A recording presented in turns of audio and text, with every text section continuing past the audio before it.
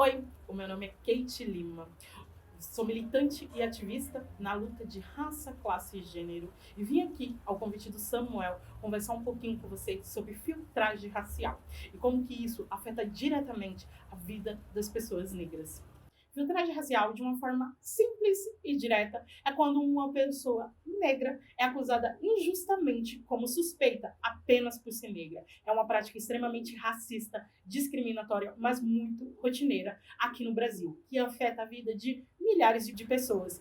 Mas é um projeto político e histórico que vem colocando o corpo negro como suspeito para ficar na margem. Nina Rodrigues, um médico legista do século XIX, acreditava e defendia que existia traços e pigmentações da pele que fazia a pessoa ser mais propensa para o crime e que automaticamente deveria ser lida como suspeita. E isso reverbera até os dias de hoje. A filtragem racial afeta diretamente a vida das pessoas quando você trabalha um mês e no seu primeiro salário você convida os seus melhores amigos para comemorar.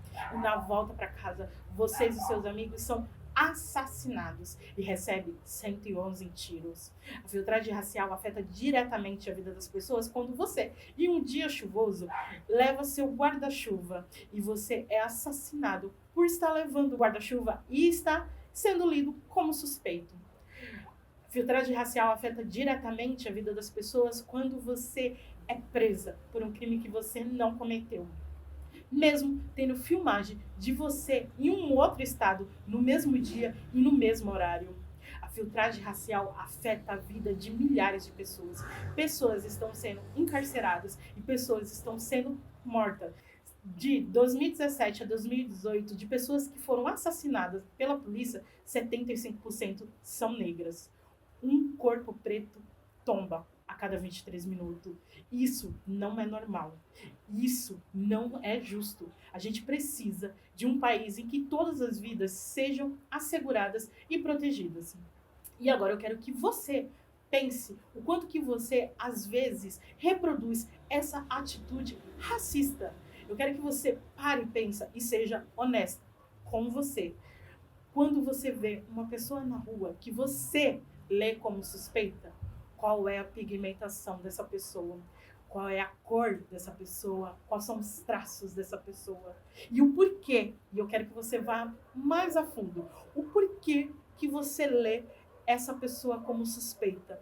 Em qual momento você começou a determinar a cor e os traços de uma pessoa suspeita. E eu quero que você pense sobre o racismo estrutural que vivemos no país. E eu quero que você pense qual é o seu papel nessa luta antirracista. E agora eu vou passar duas atividades para vocês. A primeira é que vocês procurem e leiam a história do Carlos, do Roberto, do Cleito, do Wilton e do Wesley. Que vocês procurem e leiam a história da Bárbara Quirino. Que vocês procurem e leiam a história do Rodrigo Alexandre.